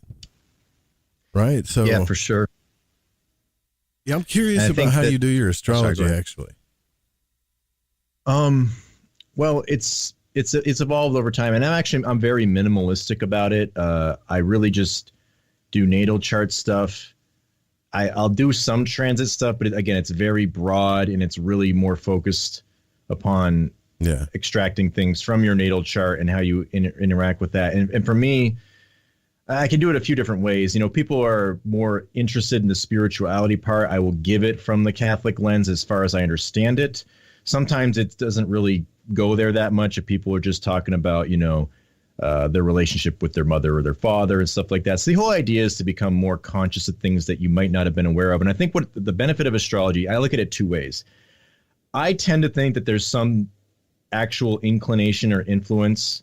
But if I'm wrong on that, it doesn't matter, because you can still treat it like a Rorschach test and get an effective result that is true. So, for example, if you can identify something in your life from a session that is an objective truth about how you interact in a subconscious way, and you become aware of it, then you can choose to rectify it, right? And so I think this is what astrology does. It kind of allows you to, it's like a subjective part analysis of your life, but the actual method of it makes you more objective about it. I don't know, something weird about it, right? And so it's almost like if you hear somebody else mention things, you kind of are automatically stepping out of your side of yourself on some level. And so that's kind of how I approach it. And it's kind of just talking about, what things represent in a chart, and then asking people, how does that represent you? And then at the end of the day, the question becomes, what do you do about it? And so this is where an actual worldview comes in. So from the Catholic viewpoint, there are certain things that would, be telling you what you should do about it. Now, people can choose to accept those things or not. But I, in good conscience, can't give anything advice that violates that. And, so it's also because I believe in it. It's not just some arbitrary thing where I'm just following dogma blindly. Like, I actually see the effects of it in my life. And so this ties into a certain morality and stuff like that. But I always tell the people, this is the viewpoint. You can do what thou wilt with it. Right? Right. And so I try not to, I don't want to impose anything on people. I'm just saying, hey, you want the viewpoint? Here it is. And I've actually had a lot of people, just really fascinated, because you can bring in a whole nother layer with, like, Thomas Aquinas talking about how demons would attack you or tempt you. Some of that has to do with the moon, because the moon is about your imagination. Wait, is that the guy that did that ritual against Trump's followers and stuff? Is that the same guy? I'm not thinking. No. Thomas Aquinas is a doctor of the church. He lived in like the 13th century. I get those people. How can but maybe his name is Thomas. Confused? I don't know. I think so. I don't know, but that's funny. A really interesting person to listen to about the Catholic viewpoint on how the demonic works, whether you agree with it or not, is a guy named Father Chad Ripperger. Oh, cool. He's an exorcist, and he has like all kinds of really wild information. And I just think even if you don't believe in any of that, it's still very interesting to listen to. And so I kind of apply some of that to it, along with what Thomas Aquinas says about it. So the idea is that you get tempted by your imagination. You know, this ties into Catholics teaching on like the porn epidemics going on and stuff like that. And once those things get in your mind, it's hard to get them out. And it's so over. Yeah, for sure, man. Yeah, like so these are all things that you're trying to rectify. You know. Yeah, exactly. You're right. I mean, yeah, you gotta help me. We gotta take a break here, but just this is a short one. You gotta help me get that guy on. I would love to talk to an exorcist that knows a lot. You know, that would be fantastic. All right, here we go. We're gonna take a break. We'll be right back. I'll look and see if you guys got any questions in the chat. You can also call in. Phone lines are wide open. Just because Mary's on doesn't mean that y'all can blow the phones up anytime you want. 1-800-588-0335. We'll be right back.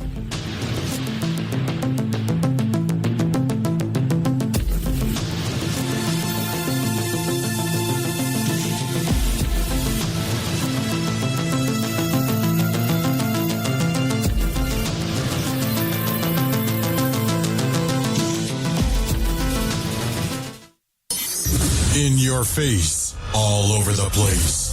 We're online 24/7. You're listening to the hottest internet station. So are you tired of being tired? Well, then it's time to get the tea. Hey, it's Lisa here to tell you about this all-natural, all-organic tea I've been drinking that has had great results for over 20 years. It's called Life Change Tea, and it's specially formulated to help detoxify and cleanse your kidneys, liver, colon, and blood all at once.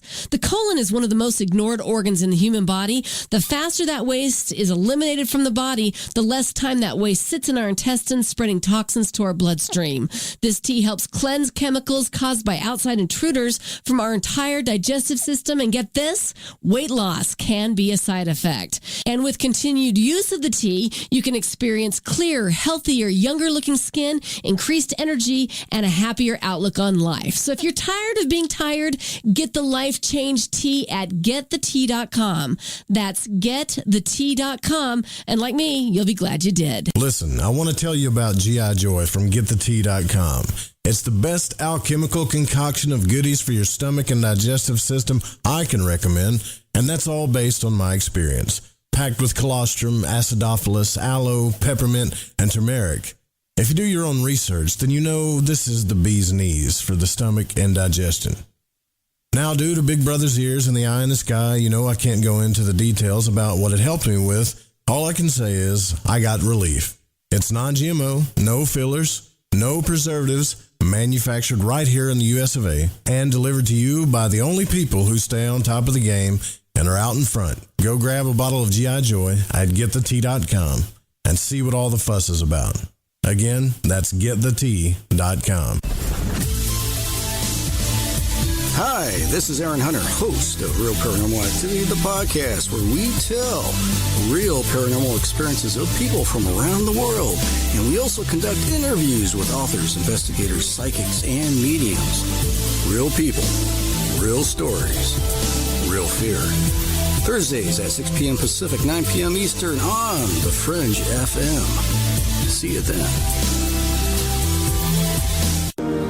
My name is Jake. I'm from Billings, Montana, and I am a void walker. Hey, Joe Root. Thanks for lighting the void. This is Janine in the bluegrass of Kentucky, and I am a void walker. What's up, guys? This is Damien from San Marcos, Texas, and I'm a void walker. I listen to the show to keep myself aligned with the world. Hi, this is Laura, a.k.a. Laura Lavender. I'm from Las Vegas, and I listen to Lighting the Void because it helps me understand some of the strangest experiences I've had. So thanks for all that you do and for always being there for us, Joe.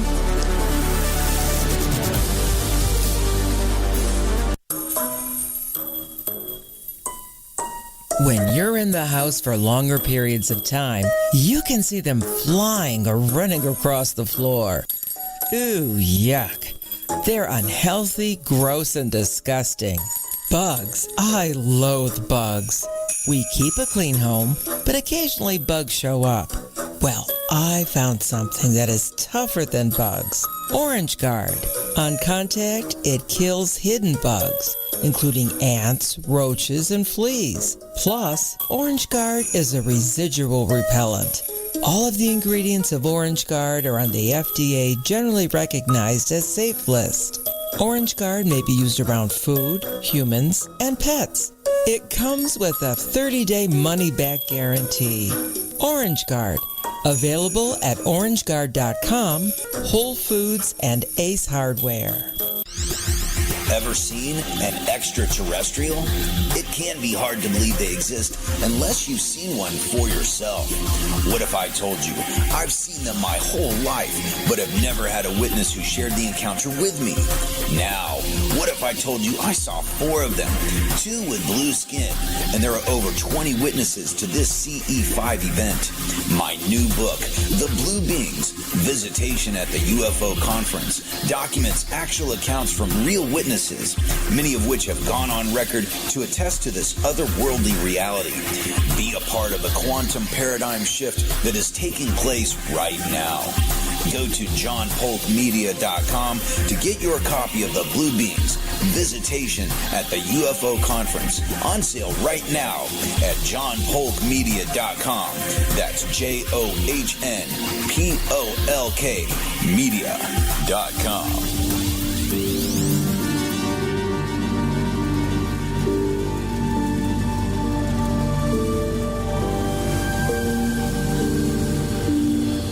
You're listening to Lighting the Void. The call-in number is 1-800-588-0335. If you would like to text, you can text in at 501-777-5631. All right, we're here with Michael Joseph. And also wanted to say to you guys one more time so that you remember this, that directly after the show, in other words, in about 20 minutes, Ryan Gable's going to be coming on. So he's coming on an hour early from here on until we change things again. I don't know if we will. I've decided to go only 2 hours for a while. Number one, because I can, to run the place. And number two, it's because we got a lot of work to do and the staff needs my help. So anyways, yeah, make sure you tune in, because I don't want some of you guys, we've been talking about it for a week, to come on an hour later and then notice that Ryan's already been on for an hour, okay? So spread the word around if you're hearing this and you listen to that show. So interestingly enough, and I need to do this too, Michael, is that during the break, and I'm probably going to do this for patrons, I have some of the most interesting conversations during the break. And I think that the idea of the Protestant and the Catholic thing has been something huge in my life that I've dealt with, man, that a lot of the stuff you're talking about, it's like you're explaining some of the biggest religious and spiritual things in my life that made me question. Because I kind of believe, like, look, if I was raised up in 100% Catholicism, in a society of Catholicism where there was nothing else, or Protestant, I don't think that I would have ever, like, went and tried to find the truth for myself. I'm not sure, but I don't think I would have. But the fact that I see this conflicting stuff, like you were talking about how your parents would go at each other over certain ideas, and we see society doing that too, that causes certain people that can see the bigger picture, that aren't extremely polar about things, that want to use their minds to go look for the truth. So in a way, it's kind of good, don't you think? Yeah, I mean, it's one of those things where, you know, in my opinion, at least, you're put in a certain time period for a reason, you know, and this is why people really need to understand, I think, the context of the times when they look at things. So, you know, when people look at history, there's a context, and then are you rendering the same judgment on a particular group as you are from another? And also, I think what I really learned from studying a lot of the history is that all the viewpoints that people tend to have come from somewhere. And so when I find a lot of people in the alternative media talking about what they believe, a lot of times, I mean, this has happened to me, you know, I think that, this is the ideas that I've naturally came to, and here it is. And then I realized that, you know what, this is what some random Protestant dissenting group believed in, you know, the 17th century or something like that, or some ancient Greek faction believed, right? And so then you start realizing, it's like Solomon says, nothing new under the sun, but it's new to you, right? And so I think that is something that kind of happens to us all. And so I think once you start understanding a little bit more of those viewpoints, you start to notice when other people, honestly, I relate to the zodiac in this way. I think that if you understand a lot more of the different religious viewpoints or the different quote unquote heresies, you start to be able to kind of like, not necessarily predict, but you can kind of get a vibe of somebody and you can be like, well, I wonder if they believe this and that. And a lot of times you'll be true. And I find that similar to the zodiac. Like if I have an interaction with somebody, I can kind of be like, okay, this has kind of like a Neptune vibe. Like this person seems like they're a little out there, trying to they're save kind of the suffering world all by themselves.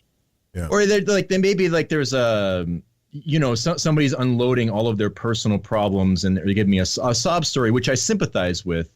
But maybe there's like something deceptive there. They're not giving you all the details because, Neptune dissolves Saturn. So sometimes the borders and the objectivity kind of floats away. And so there's a sadness that's real.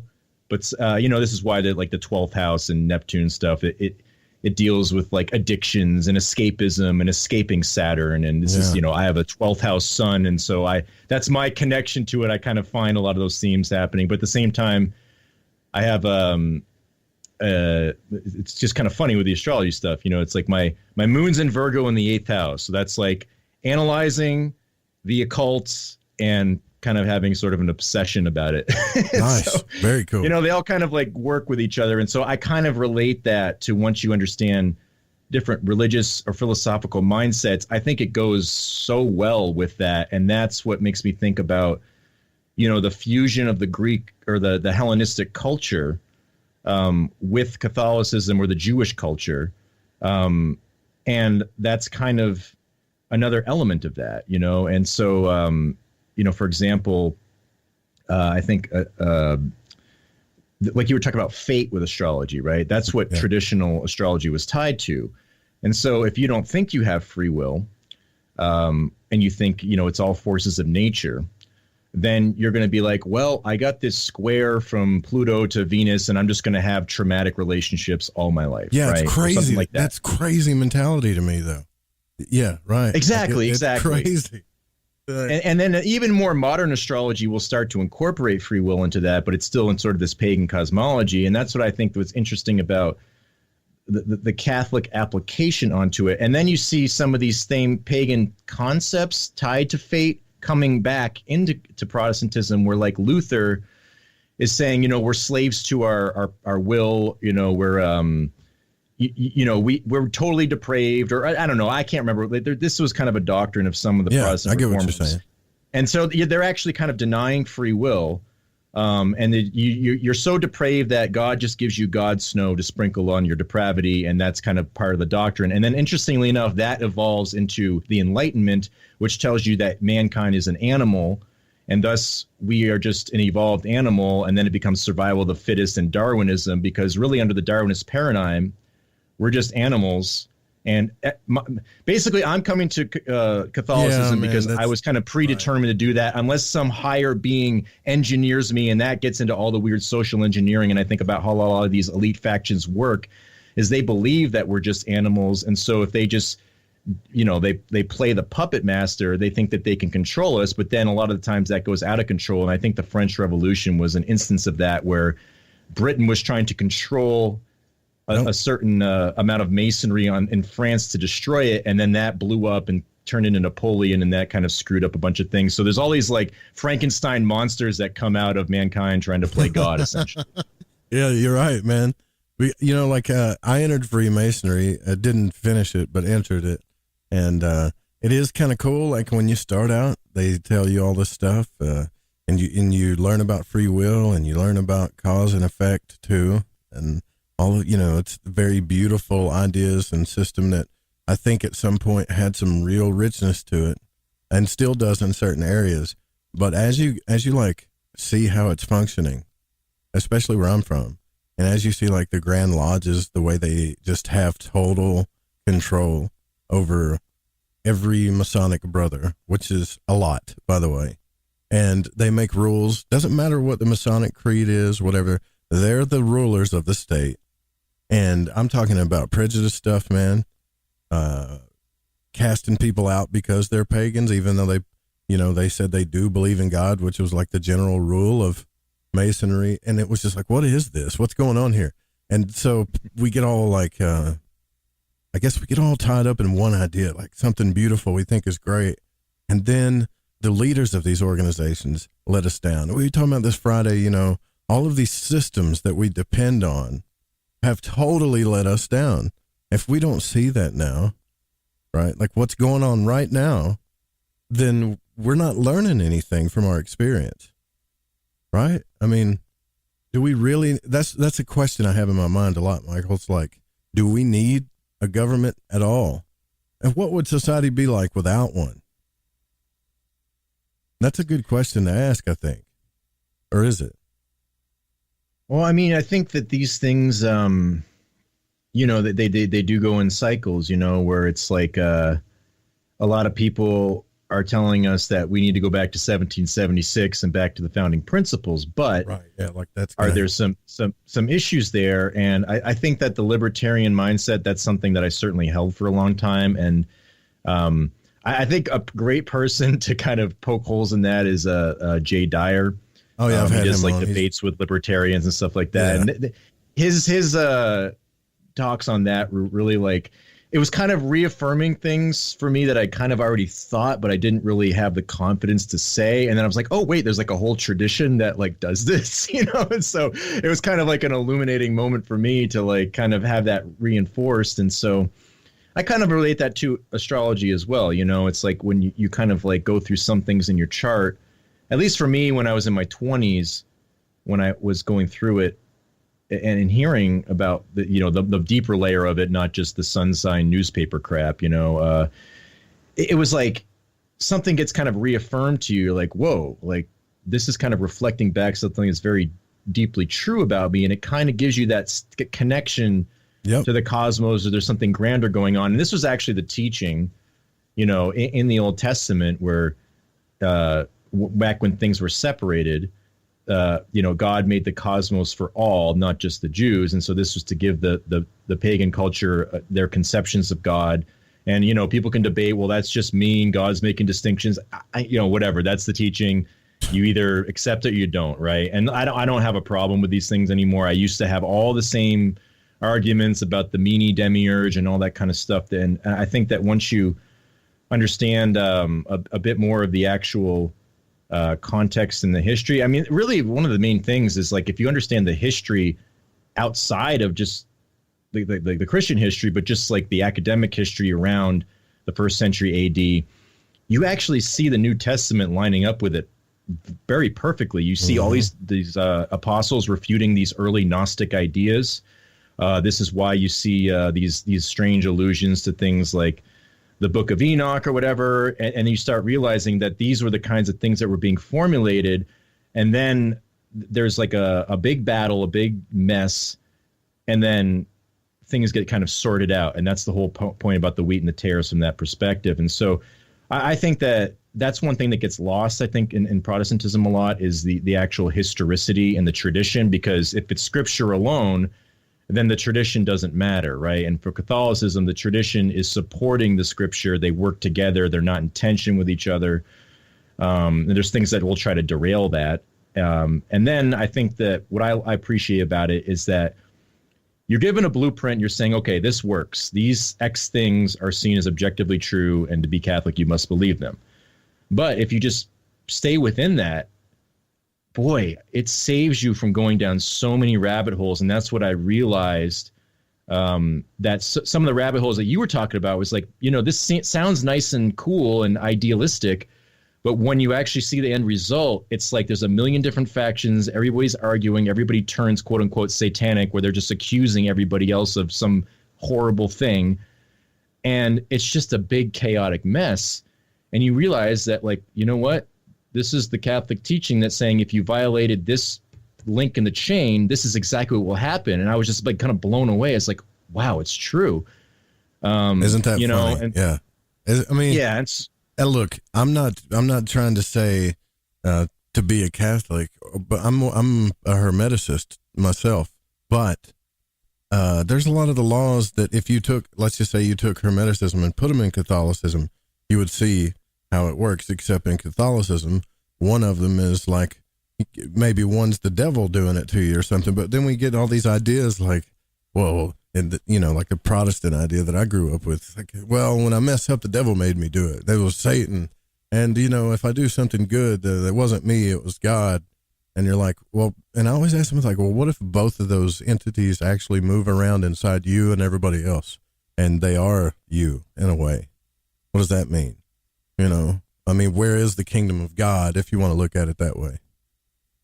Yeah. And I think that another thing I appreciate about the Catholic viewpoint, when it's understood more in its own terms, it's actually not an either or, it's both a lot of times. And that's where you have a lot of things arguing, right? And where it's like, yes, there is this strange synchronicity and subjectivity to your life, that your subjective choices and will matters. Even if you're believing false things, like why you believe them matters, And I think that I've noticed in my own personal life, when I wasn't believing something true, but I wasn't believing it out of some sort of malice or some sort of pride. I just was, just ignorant of it. I found myself not succumbing to the bad fruits of that nearly as the degree of somebody who I noticed that was believing that, but they were much more prideful about it, So it shows to me that there's like a subjective, quote unquote, judgment on your life. And that's what I don't like about a lot of overly fussing about, semantics, wrath of God kind of stuff and whatever, because I don't notice that in my life. Now, this is something that certainly can happen in any religious tradition, like the overly Pharisaical, like legalism, that's absolutely true. And that absolutely happens in Catholicism. I'm not trying to say that it doesn't, but I think that it's the idea of the objective and the subjective working together in some strange way where they're not supposed to, but they do. And I think that is what I found. A lot of the opposites, the above and the below, the objective, the subjective, the collective, the individual, all these things start to get more harmonized with each other, even like national identity and ethnicity with also a universal code, right? And this is what I think a lot of Masonry, this is why I think it's so easy to see a lot of those things, like you said, in Hermeticism and Masonry, because the broad concepts, I think, are there. But what's really important is how you define those things and how you state that they actually engage. And so, for example, right, with like Masonry, there's a lot of talk about liberty, equality, fraternity. But then as you go up, you see that it's anything but that. Yeah, and then right. when you study the French Revolution, that's like, on steroids that happening. And so is there something there where those broad concepts are there, but there's some sort of weird inversion of them? And I think that for me personally, when I was reading Masonry, this is kind of how I viewed it. I don't know if you've probably seen Fight Club, right? Oh, yeah. Do you remember when Tyler Durden is like doing the movie projector and it's a nice family film, everything seems nice, and all of a sudden there's like a porn? Yeah. That's kind of how I felt, where it's like, oh, this seems nice, and all of a sudden something really screwed up is said, and you just kind of like, did I really read that? Yeah, yeah. Bam, and then you right into your kind of move on and subconscious. pretend it didn't exist. But then over time, I think what ends up happening is little by little, more and more of those profane slices get thrown in there, and then you just start to accept more and more of it, and then all of a sudden it turns into a horror film. But since you're just accustomed to it, you've just been like the boiled frog. That's how I look at it. Yeah, like I just watched this really cool movie, The Fight Club, but for some reason it triggered some type of sex addiction down the road or something, because like these things are getting projected into your subconscious. It's funny in that movie too, because it's like everybody knows they saw it, but nobody's saying anything, and then that kind of how it works. Like you get led along, and then you're so invested in it, and it's so good, and then all of a sudden something gets thrown in, and you're like, oh, well, I'm just kind of invested in it. I'll stick around, Yeah, and I think that works with health too. It's like a lot of times we just kind of feel crappy and we just accept that.